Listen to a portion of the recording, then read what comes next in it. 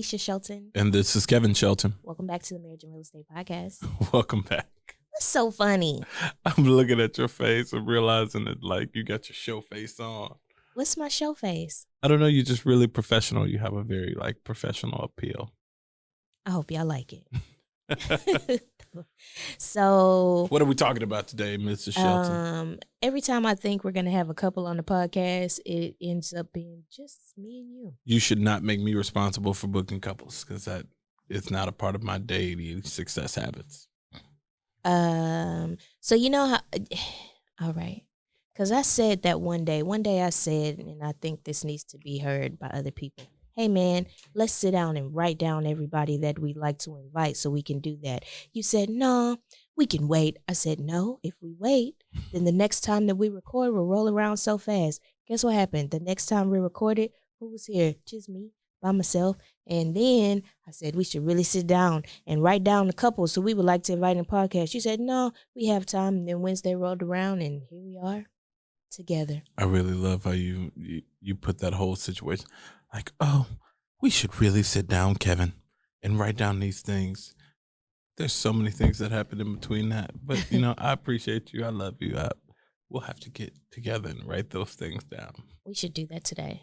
Not on this podcast, we're not. Okay, so let's see if that actually happens. But Kevin came up with a pretty good topic today, so I'm actually excited about it. No, it's a good topic. I think it's interesting and it's a good narrative for what's going on in the world right now. So let's just be very clear. We are sick of these little snippet business advice. Yeah. I don't think it's helpful. It's like, I don't know. It's like get a Turo car and make $10 million and then everybody want a Turo. Yeah. But nobody talks about what happens in between. What happens? The backside, storage to the car, the front side, the insurance, the banking, the taxes, all of the other liability, major components of running a business. What happens when your car gets wrecked? And I mean, there's things. And I mean, we're just talking about that particular type of business. But the title of this week's episode is Generational Businesses versus Temporary Businesses. Real business versus quick business. Okay. You know, both of those. So, same thing. I think let's define them. So if you were to define, let me define quick business. You define a generational business. Let me define quick business. Okay. So a generational business is one that you can pass down to your children. It's a business that will run for more than 10 plus years, can operate with or without you, generates a product or revenue outside of yourself. So it's not directly dependent on you doing a particular thing. And it's also something that ultimately will give you the funds to build generational wealth. Okay. Quick business is the ones you can start really fast. Mm-hmm. Get on the ground running, obviously, the quick, and make money or turn money, right? And they don't have longevity. They usually end when you end. So if your hands stop making something, then your business ends. If the company that you get product from stops making the product and you're the middle person for it, then your business ends. And it's most likely won't be passed down to the next generation. So I'll give an example of what that looks like, very high level. Lemonade stand versus a farm that grows lemons. Okay. Right? I like it. So you can have a lemonade stand and run it a weekend. You can run it every weekend, make a good little amount of money. You can have a farm that grows lemons for 100 years. And what we found is in this microwave generation, everybody wants everything quick, now. And it's like, hey, hit the ground running, pick up this business, and you don't have to have any skills, any education, any requirements. You just hit the ground running. If you got a pulse, it's like one of those quick loans in 2008. Do you got a pulse? Then you could get this business. And I think the problem with that is we're solving an income problem. We're not solving a business problem. And most people want income, they don't necessarily want a business. And that's okay, right? I don't think everybody is trying to or wants to build generational business, right? Like some people are just have an income problem, or it's, just they're filling a gap with time or filling a gap for money. Maybe it's vacation money, maybe it's money to achieve a certain goal. And so we're not knocking quick business or businesses that aren't generational, because they do serve their purpose. So let me be clear about that. We have a different trajectory, and I always feel like I have to remind my dear husband that what we want to do doesn't necessarily have to mean everybody wants to do that. You know what I'm saying? And so there is nothing wrong with that. However, it's funny. One of my exes had a business, and he got really upset with me because I called it a hobby. I was like, it was an argument too. I was like, that's not business, that's a hobby. According to the IRS, some businesses, it was pretty messed up, but it was also true. So I say all that to say, like, a hobby can be profitable too. That's true. Right? But is it a business though? Is that kind of snarky? I mean, it was definitely snarky in the moment that I threw it out there. I had intentions of being snarky. So let me clarify. There's a bunch of people who can make a bunch of money in a quick business, but there's also a lot of predatory stuff with a quick business, because people teach you ways to start a quick business that ultimately they're selling you how to do it, and that's their business. And it can put you in trouble, you know what I mean? Or it can put you in hot water or set you back, right? So and the reason we started this conversation, there's a lot of 30-second snippets on do this in your business, and they're not telling you the full story. So people kind of jump in the water without knowing how to swim, and it's a trap. You know what I mean? If somebody tell you, hey, use your good credit to go run up a bunch of cards buying XYZ, or it's like when you went to the 3-day seminar for real estate and they said, hey, leverage your house or all your credit cards for $30,000 to learn this program that you then have to execute. Well, if you never execute it, now you got $30,000 worth of debt. You created $30,000 worth of income for them, but you didn't get any far ahead. Yeah, this was a killer sales machine. The information was amazing. Just imagine 3 days worth of all of your real estate questions being answered, right? And it was really good. And then they were like, if you're interested in this, come and talk to us. You know what I mean? Of course, you go to the back. And I'm all of 4 years old, and I just bought a house. And they were saying, like, they're trying to help me figure out how to find the money. Well, do you have any credit cards, Do you have any? And it was like a $20,000 price tag on this. And it was like education. Like, we showed you how to do all this stuff. Now join our program so you can do what we do, and we'll guide you through it. And it's just $20,000 for the lowest package. And then there were obviously bigger packages too. And they were trying to help me find the money to have the ability. I mean, the salespeople were really good. But see, that's a lot of people, right? A lot of people don't understand how much money they could have access to if they leverage everything they got to get it. Yeah. And the problem is you don't get a bunch of times back at bat like that, right? So if you're somebody who already, has either kind of an entry-level job or don't make a bunch of money, and you leverage everything you got for the chance of this quick business working out, and it fails, now you're that farther back in the wealth building game. You know what I mean? And it's like having a medical bill or something like that. It can be financially devastating, and that's the risk of the quick businesses. It doesn't have the foundation that a long-term business would have, right? So you're not spending the time to learn the things that you need to do to sustain your business over time. You're hitting the ground running with these formulas that somebody tells you work. And the problem is it might not work for you. And you end up stuck with the bill at the end of the day. It's like you go to this fancy dinner, and then somebody says, hey, yeah, man, somebody's going to come and pay this bill. You came and ate, and then they run out on the check, and now you're left with the bill, and you don't have the money to pay. So you got to go back and watch this. So make it relevant to our audience. What quick business do you have something in mind? I think, to tailor it to everybody who wants to get in real estate, there's a lot of things that you'll see, whether it's online or whether you'll see whether it's a 3-day seminar or whatever, who will tell you, hey, you want to hit the ground running in real estate, you don't have to learn anything. Just come and pay your $30,000 and you'll have everything you need. And a lot of times that's a setup, right? Somebody selling you a dream that won't come to reality. I think for me, I don't know that Go I ahead. agree. I was gonna say I just don't know that I agree. I'm the queen of, if you have the answer, instead of me learning the hard way through all their mistakes, I would much rather pay for it. Now You willing to pay $30,000 for it though? the outcomes may vary. And that is something that is very clear. Like there is no guarantee to success. I don't care which path you take. There's no guarantee to success. That's and the true. outcomes definitely vary because people have different strengths and weaknesses, right? Sure. So I am wholeheartedly saying you should pay for the answer. Like there is no way, no reason why you shouldn't have an answer that's available to you, Sure. not able to find. Nobody's reinventing any wheels. And let's not say nobody. Very few people are reinventing things. There's a pathway to success, and it's for sale. No, that's true. Okay, because I'm just saying, like, I mean, and understand, I'm not arguing the information.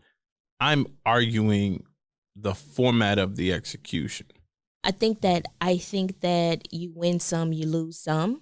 I think that it's an investment, right? Okay. So you can do the quick. We did that. We learned a lot of lessons from. Sure, we got the businesses. coaching and a lot of stuff. We invest in education now. Yeah, no, I'm saying like I'll give an example, like our Airbnbs, right? Mm-hmm. We had Airbnbs. We got into the Airbnb business. I think I may have even paid for a class or two Mm-hmm. for the Airbnbs. It gave us a good blueprint for us to run our it was business. literally called the blueprint.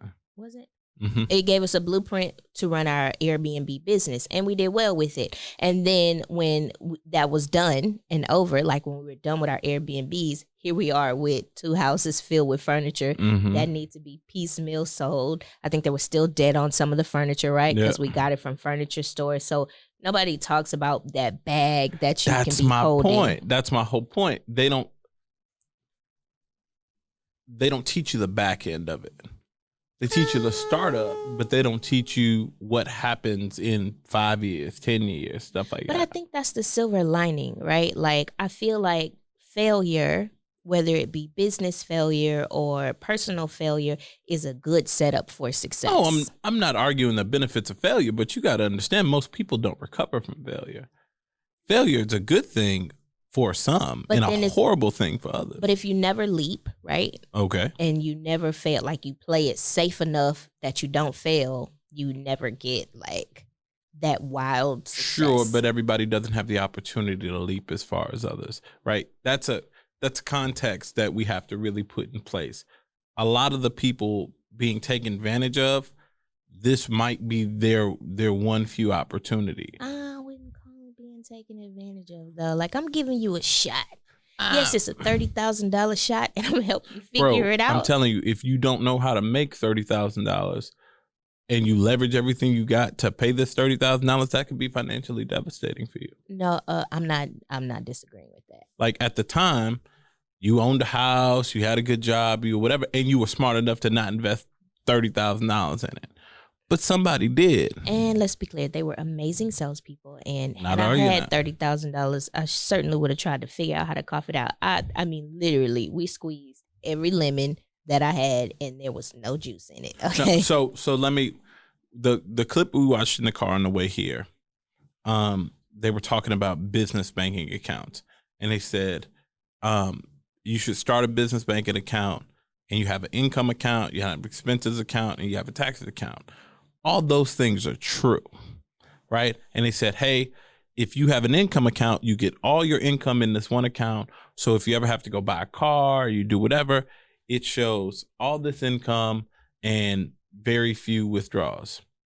The problem with that is it doesn't tell the full story.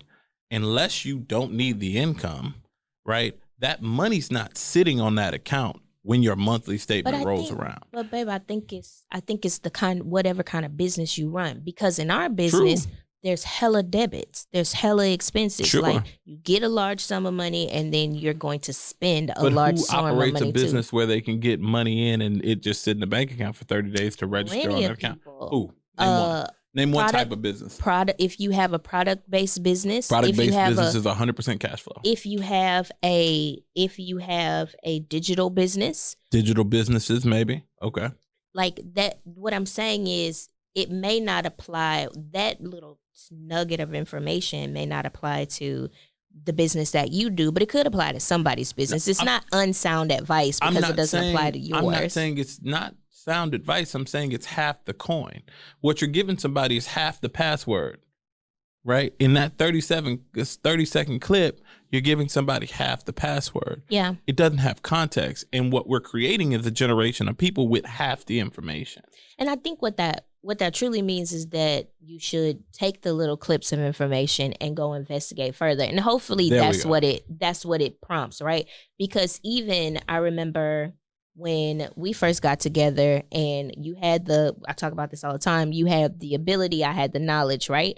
And I was like, man, we could do real estate with other people's money. He was like, yeah, you can, right? And I got a little bit of information, right? I listened to a podcast, and the same thing for you. Then we go down the rabbit hole of all the information, discovering the rest of the information, right? So I think that the little nuggets of information, the little nuggets and the little 30-second clips or whatever are good precursors to, you should look more into this and not necessarily, okay, now I need to give everything I can to start this business so I can do this one little 30-second piece of information and yield those results. Sure, but let's put it in context to Black folks. So as a community, right, we don't have many generational businesses.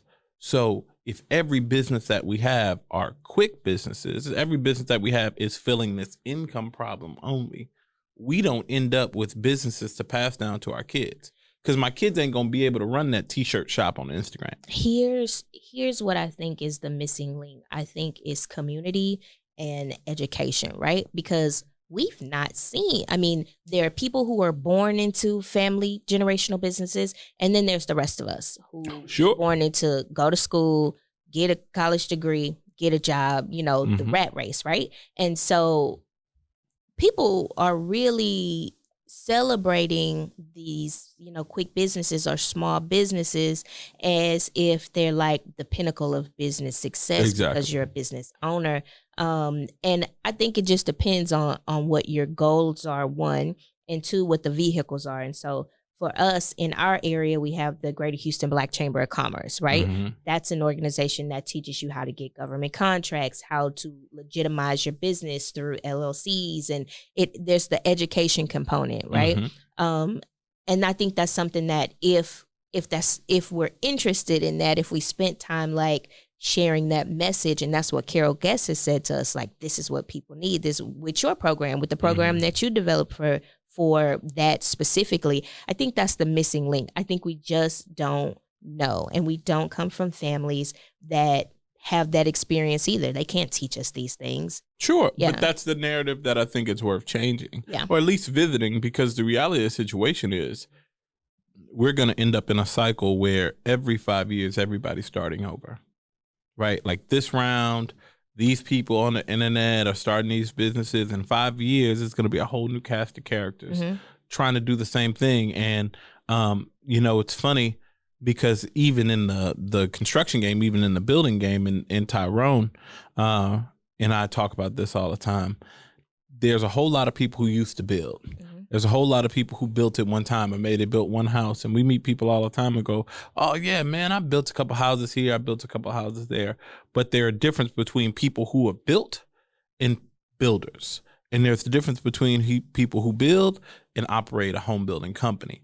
Those are all different things, right? So we have to get to the place where we have these striations in the Black community to be able to denote. Come on, striations and denotations. Look at that. So we have to get to this place where we can say, okay, here are the kind of leading businesses, the get in the game businesses, and here's what you can graduate into. Because if we don't have a hierarchy to graduate into, we'll never see the type of businesses that the other communities see. You know what I mean? When other people come to this country and somebody starts a nail shop, and then, you know, they bring folks in and they say, okay, you work in my nail shop, and then you start your own nail shop. Then we use that nail shop to start a beauty supply. We use that beauty supply to start, you know, whatever. Mm-hmm. They're basically funding the future growth of their families and other, you know, cross families. Right. What we do is, I got to get in mine. Mm-hmm. So we start a business just for us. Mm-hmm. And it really just fills the need that we have in our household, but it doesn't grow into anything bigger to feed the community. That's why our dollar doesn't circulate. Right. And the problem is, what we're doing is teaching that to our children, right? So it's, I just got to get mine. And then your children start from the ground because you ain't giving them nothing to start with. Mm-hmm. And then they got to get theirs. Yeah. And then their children got to get theirs. And the cycle still repeats itself. If you go back to all the, you know, the cities and the towns that were founded and started by Black people prior to segregation, they were generational businesses. Yeah. You know, my grandfather had a general store, and then my mama had a blah, blah, blah. And then my daddy had a blah, blah, blah. Post-segregation, that's some of the stuff that we lost. And we have to pick back up that mantle, because now with technology, we all can start businesses and we all can have amazing opportunities that otherwise wouldn't be afforded to us. But the problem is, if we're not teaching ourselves how to sustain these businesses over time so they can be something we hand down, we'll just end up restarting the wheel. No, that's absolutely true. And I think I have to also remember too who our audience is, right? Like, this is the Marriage and Real Estate Podcast. And so we are talking about generations mm-hmm. and generational wealth. And sometimes I have to click back into who my audience is, because mm-hmm. I'm thinking about everybody. Well, some people just have an income platform, or some people just need to do X, Y, and Z. But I feel like everybody that's here with us in the Marriage and Real Estate Podcast really are looking to create that kind mm-hmm. of generational move through life business, exactly. Right? So I think you're absolutely right. I think it always comes back to the people that you surround yourself with. And when I think about that, you know, we go back and forth about joining organizations that put our children together with other families who reflect our values, mm-hmm. right? And what that does is it creates little empires, right? So you have the Shelton kids together with the such and such kids, and these two generational businesses come together and create this big conglomerate of companies, or our kind of people kind of stuff. Our kind of people kind of stuff. Yeah. But it's extremely intentional too, right? 1,000%. So it really brings back up that conversation, like, okay, and I honestly feel this way and have been thinking about this, and we've had these conversations with other couples that we're friends with too. Like, I would love for my child to marry your child, right? Mm-hmm. Like, we share the same values as a family. We see life the same way. And so we raise these children up with these values, and then they come together and can add on top of that. It's just so much stronger, right? Yep. I don't know how we got all the way over here, but no, you make good. I mean, it ties into everything. That's what the generational businesses do. Yeah.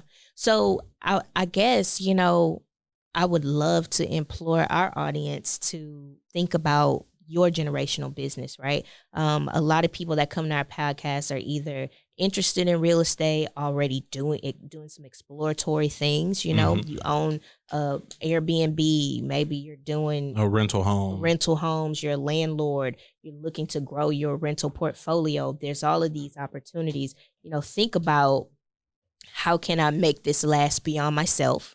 And it can be more than just properties, right? Because a lot of times we think about the properties that we own, passing those along, but you have to be careful with that too, because if we don't teach our children the skills to maintain them, that'll be lost with you too, right? And we see that now every day. So how can we make this these businesses have longevity and impact generations to come? No, I think you said it best. I ain't gonna kill your wrap up this week. Was that my wrap up? That was your wrap up. I think it was. It was very wrap up-ish. Yeah, because I was gonna talk about family offices, but I think that wrapped it up so well that Look at you! Oh, we getting better, y'all. We are. Okay. We can't do forever. Okay, I love these little bite-sized conversations that we've been having. No, right? This one was good. I felt really excited to talk about this topic. So you know what this is? This is the reason why we started the podcast. Like when you and I sit down or we're writing and we have these like really deep conversations, and we're like, man, somebody should have heard this. I mean, that's where this topic came from. We were driving, you were like, oh man. Yeah, that's what this is. These are the kinds of conversations that Kevin and I have when we have moments together, right? We're like, how can we make this generational? And we are pontificating on ways that we can impact other people and impact our children and make it last. Look at you. You know, this is one of those kind of podcasts today. So that I'm glad that we were able to I'm glad that this kind of crossed your mind in your pathway and that we were able to share basically this conversation with all of you guys. No. So thank you guys. We want to hear from you in the comments what you think about this topic. But this is the Marriage and Real Estate Podcast. I'm Kevin. This is Aisha. We out.